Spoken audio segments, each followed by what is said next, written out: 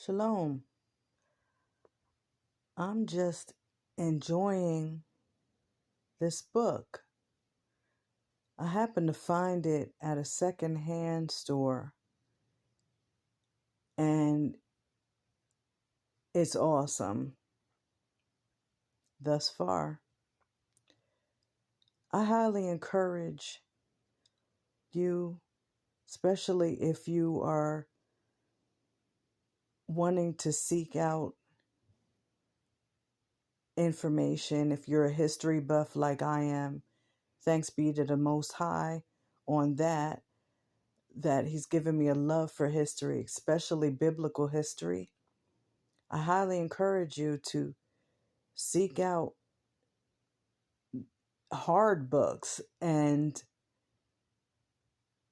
build your library to try to move away from digital books,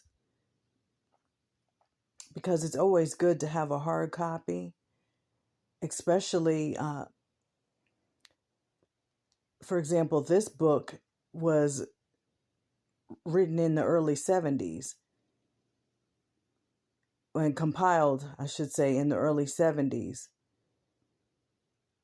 And nowadays, they're doing so much with trying to block knowledge and distort knowledge digitally.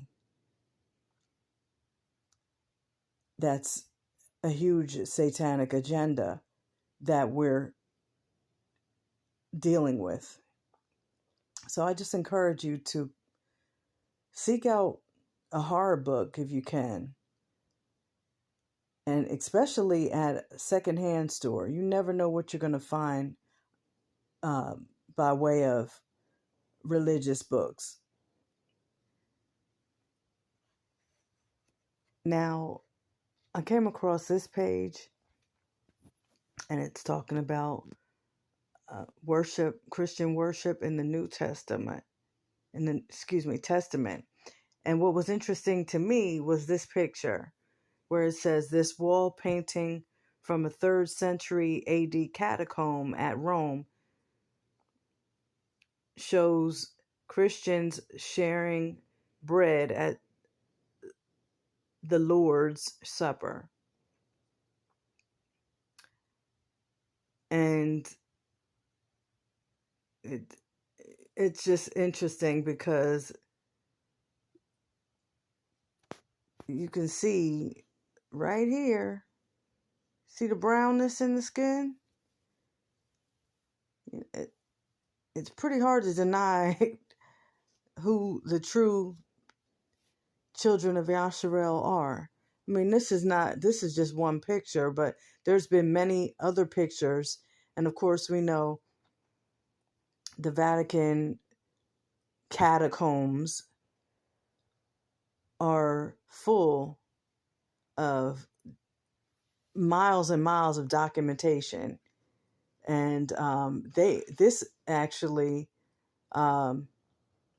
it was a 3rd century catacomb at Rome, but there's definitely more that the Vatican has, which that's a whole other subject. Anyhow, so moving on, this was interesting too, talking about Canaanite religion, showing the gods that they worship. Look at that one. That's Baal, the Canaanite weather god. And this is one of their high places where they did their sacrifices. Their idol worship at Megiddo, which is where Armageddon's going to take place. Megiddo.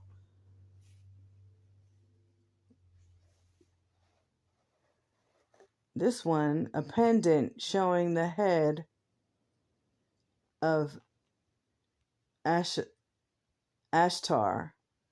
Baal's wife. goddess of love and war.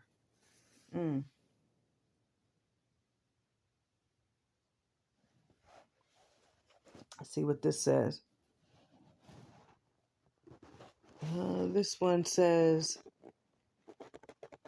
hands lifted in worship at a Canaanite shrine at Hazor,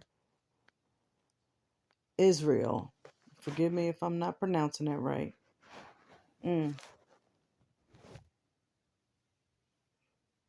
A bronze figure of a Canaanite god. The raised right arm probably once brandished a weapon. In this last picture, Canaanite votive figures brought by worshippers making vows from Byblos.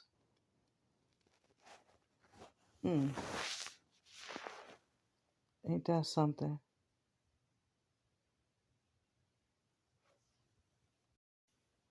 And here you have Egyptian religion. A bronze figure of an Egyptian king making an offering.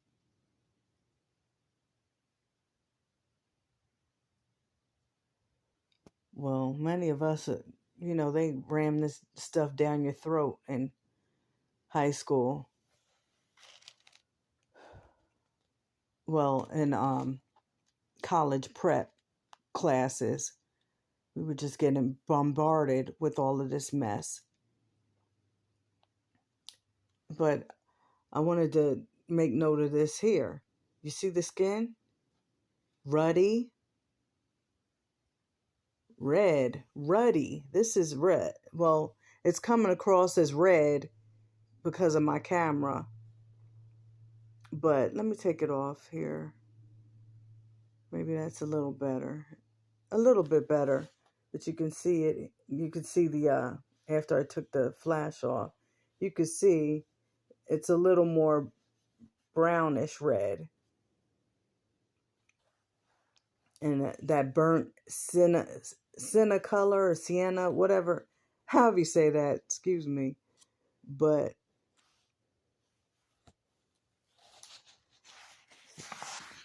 now the Assyrian and Babylonian religion. Let's put this back on.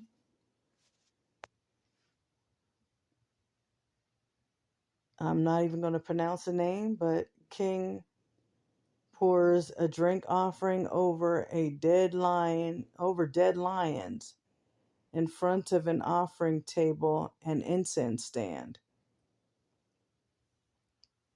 There's that. And you notice how a lot of this idol worship was phallus symbols.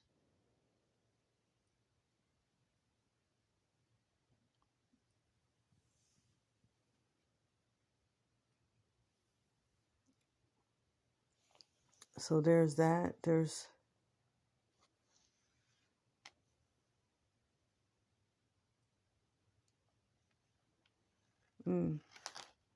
that's they talking about something about warding off evil.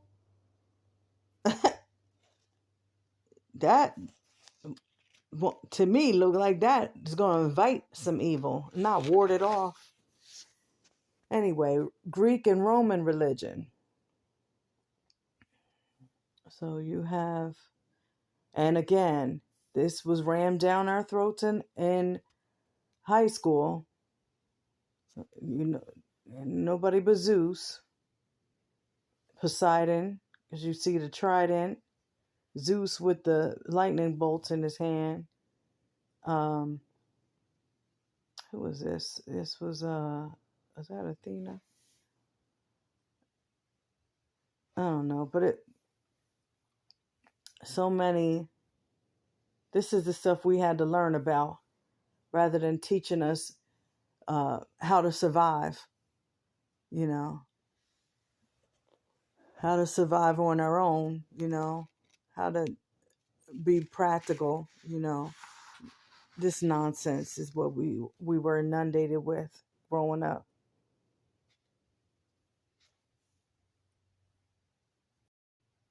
This one was a statue of Diana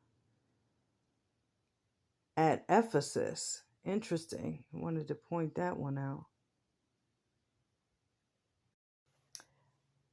Going on, just want to point out a couple more here. This has to do with fashion.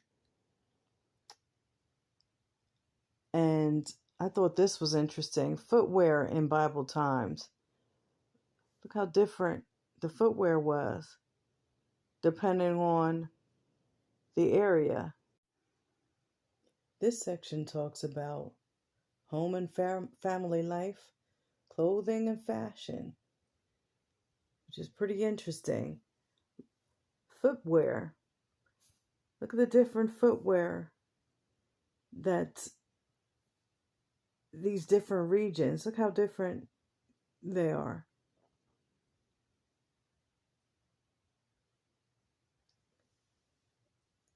And of course, talking about the hair. But once again, it's evident. These are braids that are being drawn in this picture. Braids. The skin is ready. These are Egyptian women. Again, Egypt in Africa. Can't make it any more plain than this. This is an Assyrian hunter, it says here. Syrian hunter. Look at his skin tone. And again, the braids, even the beard. The beard hair is braided. Or looks braided.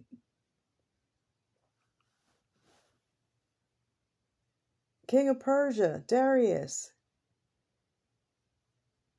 There you go. More proof.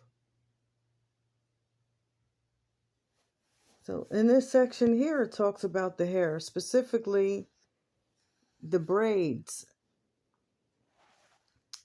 And let me see. They have long hair down at their foreheads. Which came over their foreheads, hung down their backs. What did I see about the braids? Men sometimes plaited their hair. Plaited meaning braided. At times it was trimmed by the barber. Yes, they had barbers back then. The hair at the sides of the head by the ears was never cut because Leviticus 19:27 forbids it as a pagan practice, a law still observed. Women plaited, braided. Plaited and braided to me is the same thing. But anyway, or curled their hair.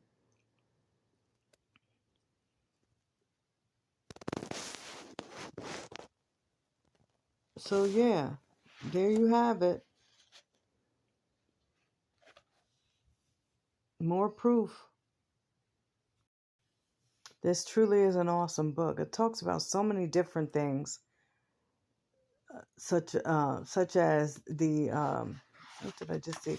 Medicine, building, masons and carpenters.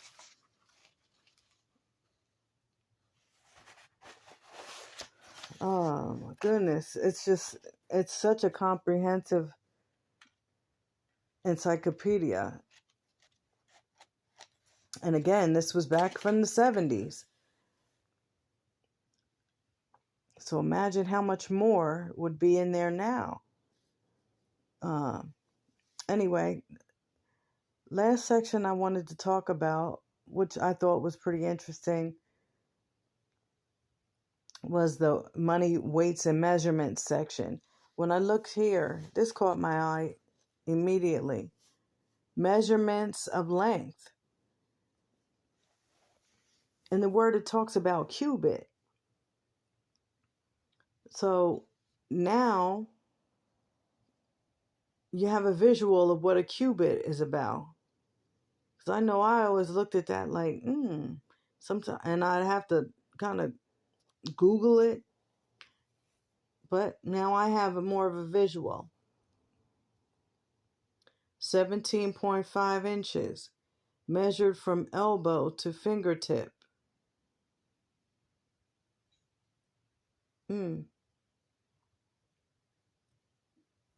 Finger or digit. And that looks like 3/4 of an inch. Measured from the forefinger.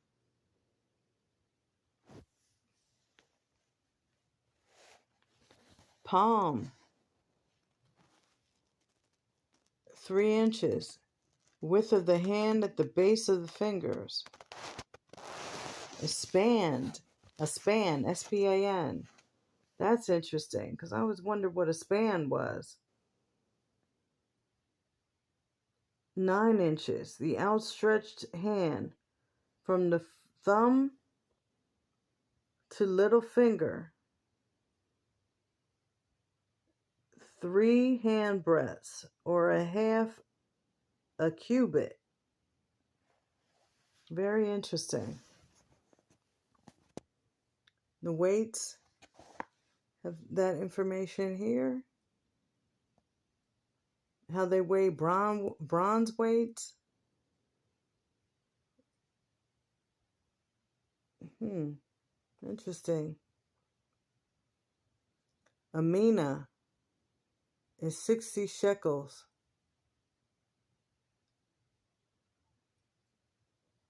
And here's a table of Old Testament and New Testament weights. Interesting. Geras, bekas, shekels, minas. The litra, or liter. Think about that. The litra, pound. That's probably where we get the word liter. And the talent. Interesting. Hallelujah. Old Testament liquid measure. Cob, hin, bath. 10 baths equal 1 homer. Equal a donkey load. That's funny. Old Testament dry measures. Log, cob, omer, seah, ephah. Interesting. Very interesting. All praise to the Most High for this awesome revelation. Again, I say shalom. Be blessed.